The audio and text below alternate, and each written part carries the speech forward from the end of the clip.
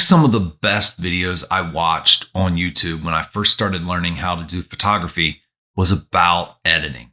Editing is so subjective and it's so powerful. It's probably half of the final product of a good photograph. You can take a really good photograph and destroy it with editing. You can also do the opposite. You can take a mediocre photograph and really make it into something special sometimes. So editing is really powerful. And I think watching other people go through their methods and their steps and hearing their thought process really helped me a lot figure out not only how to edit better, but also how to shoot, how to be a better photographer. Because once you go through some trial and error with your editing, you'll start to see how things kind of apply for you and develop your own style. In this video, I'm going to show you my editing process on a photograph I took in the Adirondack Mountains so that you can kind of see my thought process through a photograph like this. This is a very dynamic photograph, so we're going to do some dodging and burning to really bring out that character. And I'm going to walk you through my thought process on all the other adjustments.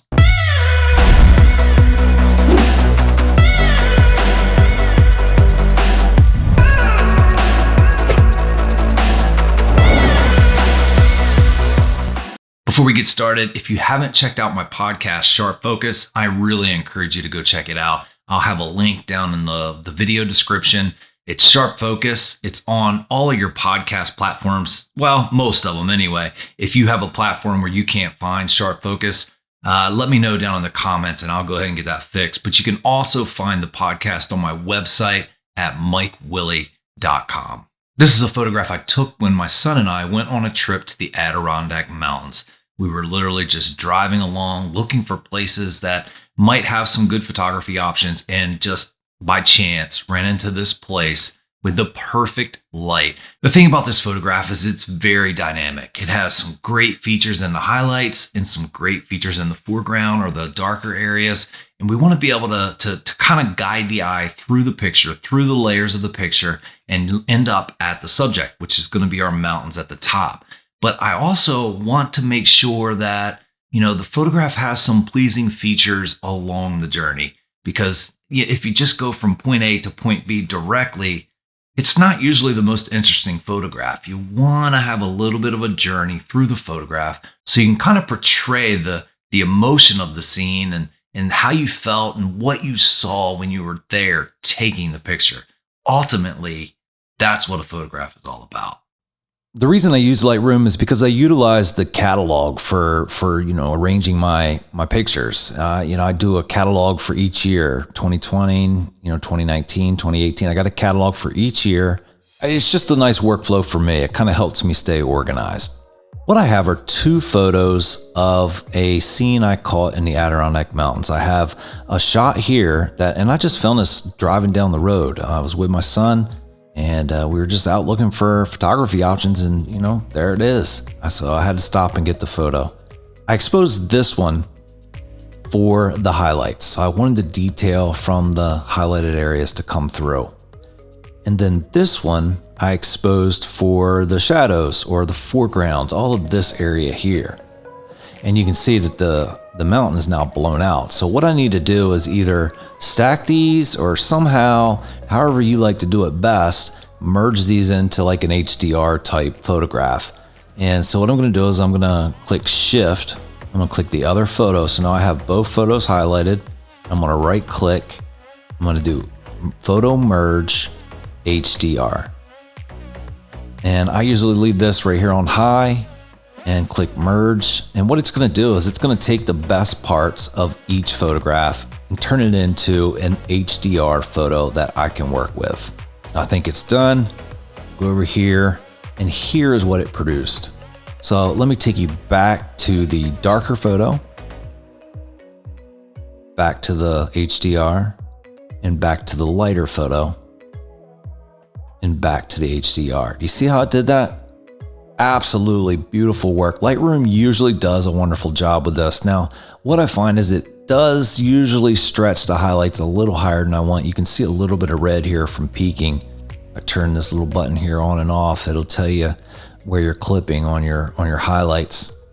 And same thing for the shadows over here. I don't use that one as much because I tend to like to go a little dark on some things.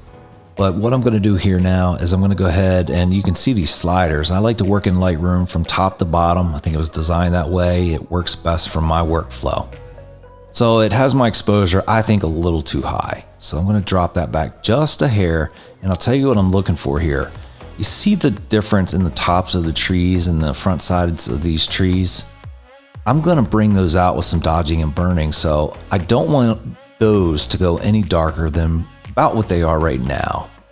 So now I'm going to drop my highlights even more, and the reason for that is to try to get this area between these two trees, the focal point. I'm going to try to get more detail there. If my highlights are too high, it's just blown out. So I'm going to pull those all the way back.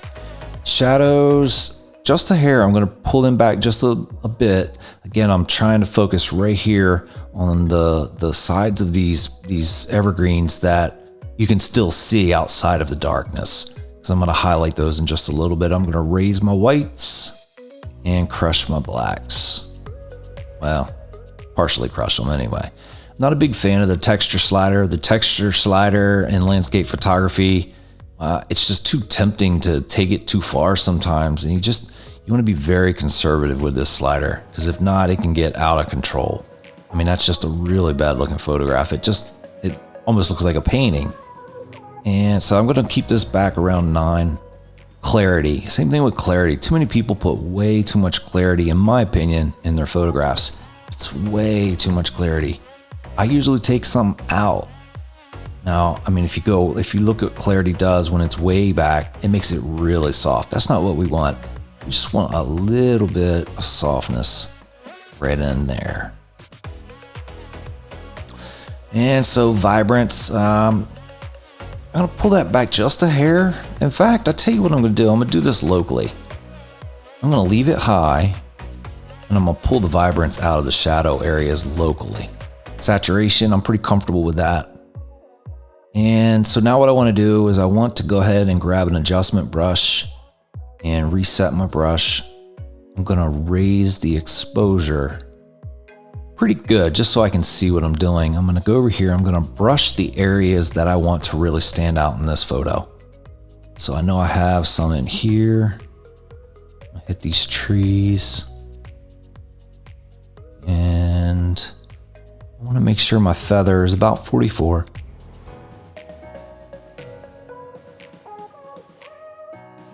And I'm just going to paint these trees in like this.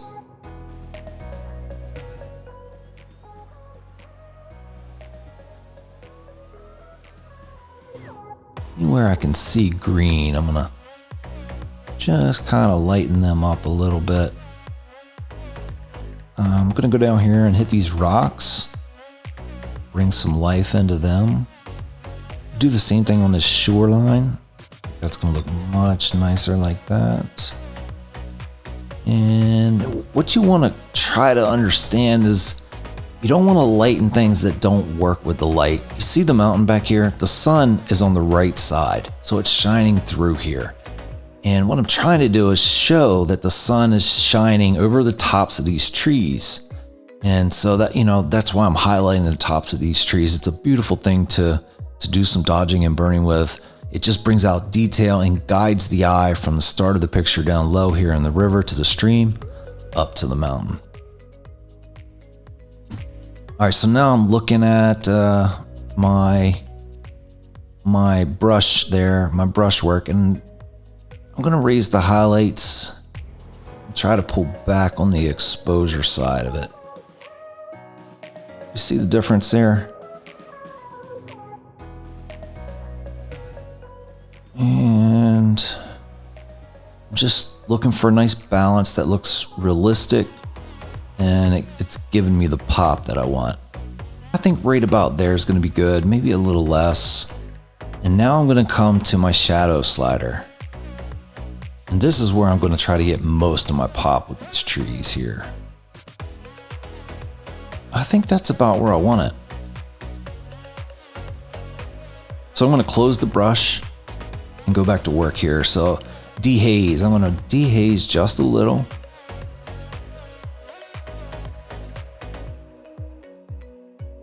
Not much. You go too far, it just doesn't look right.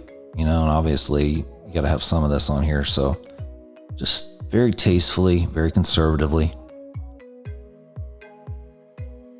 Okay, I'm liking that. I want to take a look at the shadows just a little bit though. So I'm gonna bring the shadows of the whole photograph up. Now I'm gonna go back in and grab another brush, and I'm gonna take my exposure the other direction. I'm gonna kind of darken the areas like this road. I don't really want this road, you know, drawing too much attention. I'm gonna darken that even more. Even more. There we go. You don't want it to look unnatural. I'm gonna try the shadow slider here and the black slider. There we go. See how we almost got rid of it? But I did get onto my other brush here. Where's my other brush? Oh, it starts up here. This is where I made things lighter. So I'm gonna go back in here. What I did is I forgot to get this bank here. I wanna get this bank. You can see how it's just naturally lighter. So I'm gonna draw some attention to the bank, and hopefully that, in combination with darkening the road, will get rid of the attention that goes to the road.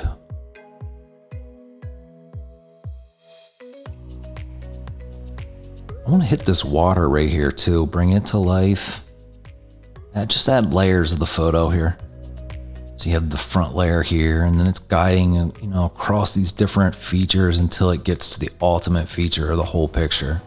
Now I want to go back to my darkening brush. My darkening brush is here, and what I have are a lot of features that I, you know, like these trees without any leaves on them. I'm just going to kind of darken those up a little bit.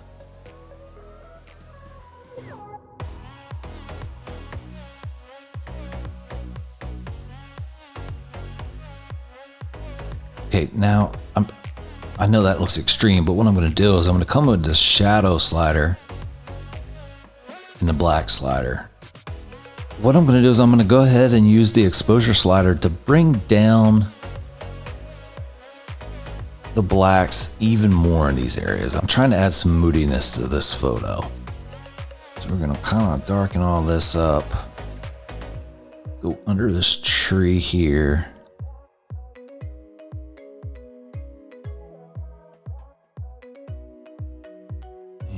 There we go. I think we're close. I'm gonna darken this up.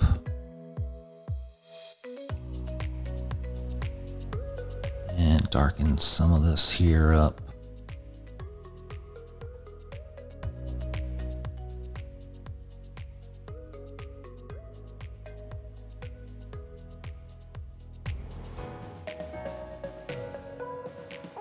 There we go. And now I'm going to back off of that. So that's real extreme, so I could see what I was doing. But now it's time to go ahead and get that. We'll see. Let's start with the exposure slider. Pull that back to around normal. Maybe a little bit low.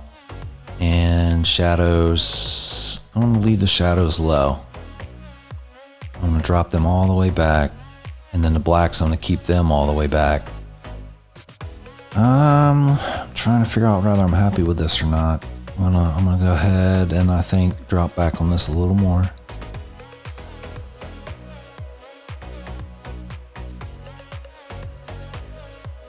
Okay, now I see a few areas that I want to lighten, like this tree here. I'm gonna add some brightness on this tree. Okay, and just a hair on this little tree. You can see the natural light there.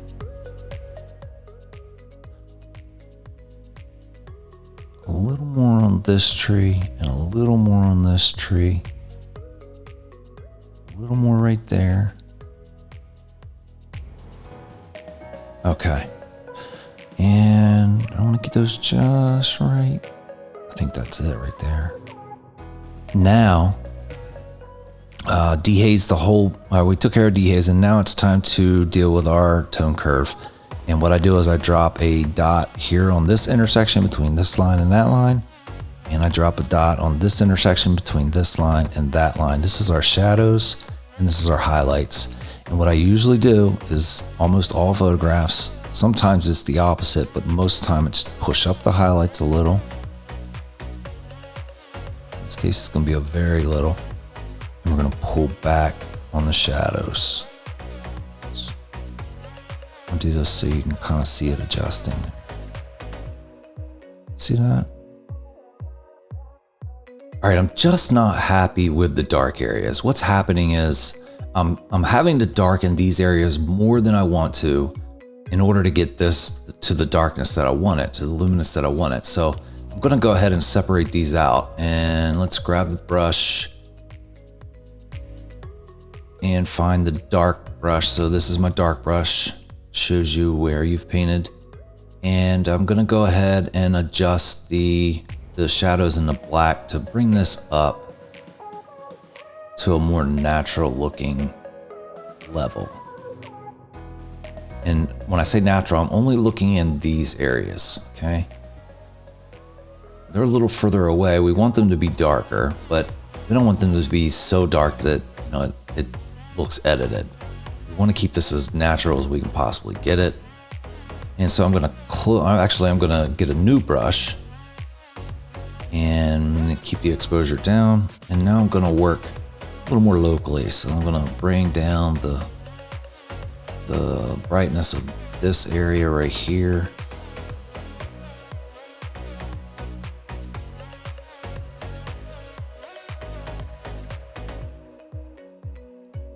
And under the tree a little.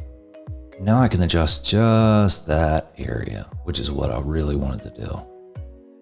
All right, so now I'm gonna add another brush. And I see a couple of places over here that I'm not happy with. I'm gonna use the right bracket key to make my brush bigger. Really wanna darken this area out. And then I see this tree here, this dead tree. I'm gonna kind of take the attention away from it. And that's about it. Now I can crush the blacks a little bit there. And that's pretty good. That's more natural. I think I still...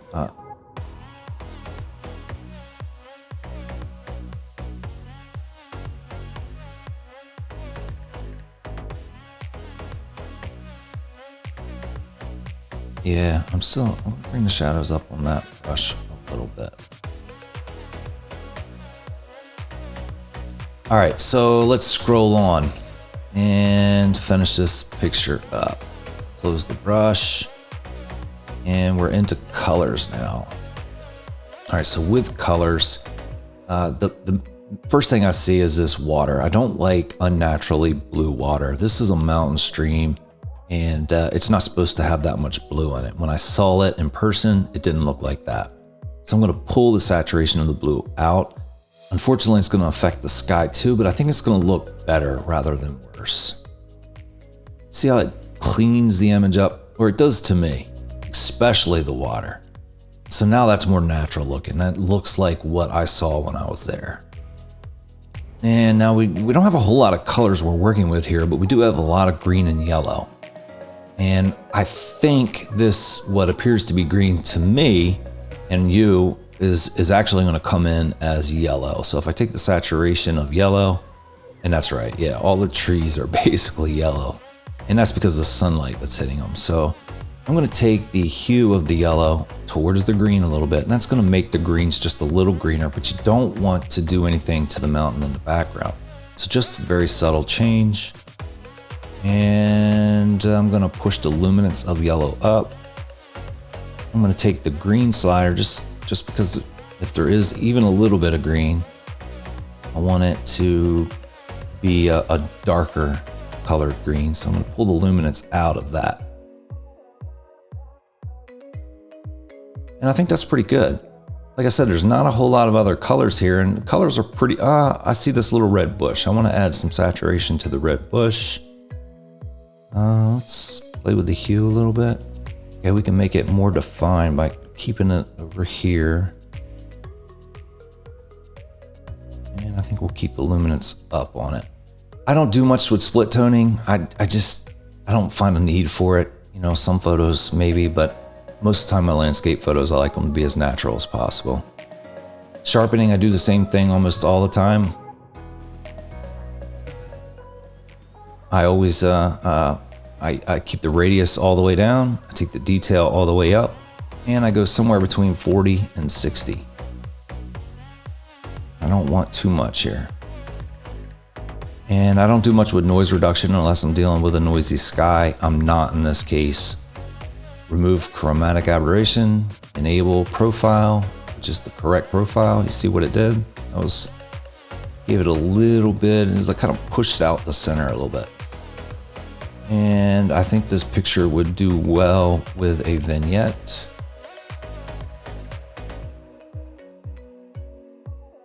And about 20. And that's it. I think this photo's done. I could export it, but what I like to do is my little secret weapon here. I send it over into Luminar and just use a couple of tools real fast in Luminar and watch the difference that it makes. Luminar is a great program. It has all kinds of LUTs that you can use, and you can adjust the amount of the LUT that you want. But typically what I like to do on a photo like this, when I don't have any other changes I'm really, wanting to do, is I use these two filters right here. The AI filter 2.0 and the sky enhancer. Watch the sky enhancer. We're looking at the sky, and it just adds, as I go back and forth, you can see it's just adding a little bit of definition, a little bit of structure, a little bit of detail there, and I like that. But here's this thing's almost magical. The boost. Look at the whole picture. See how much brightness it brought without destroying the picture? Now, that was too much. So what we're gonna do is kind of do this locally. We're gonna go up to about there, about 44. We're gonna go up to this little brush, click on it, click brush. And now when I start using the brush on the photo, it's gonna get rid of the effect except for the areas that I brush it in. Look how much of a difference this thing makes.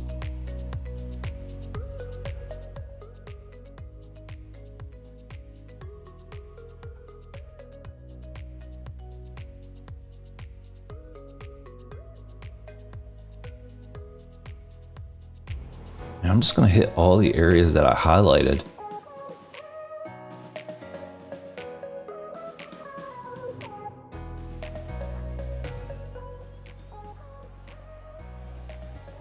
All the areas I want to draw the eye to.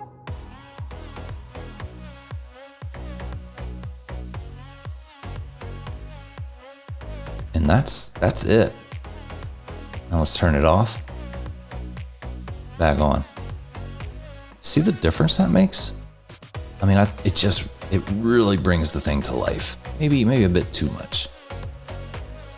Let's drop it back to about 30. Yeah, there we go. We're gonna click apply. It's gonna send us back in the Lightroom with our newly created new file here. So you really don't want to do anything further if you don't have to this file, because now it's another copy. So multiple copies of the same photo, you just can't push them any further. And that's it. I mean, it looks really nice, I think. I think this will print well. It'll definitely display well on the web.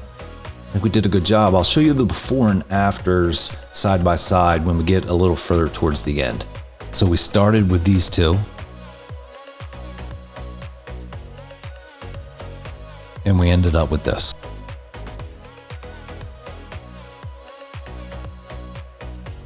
I'm really glad that you stuck around for the whole video. If you enjoyed the video, please give me a like down below, leave any questions in the comment section. And if you do me a really big favor, if you enjoyed the video or you got something out of the video, share it with your family and friends, share it on your Facebook wall, share it on Twitter, help me get a little bit more exposure so I can reach others and hopefully save them from having to learn the lessons that I learned the hard way.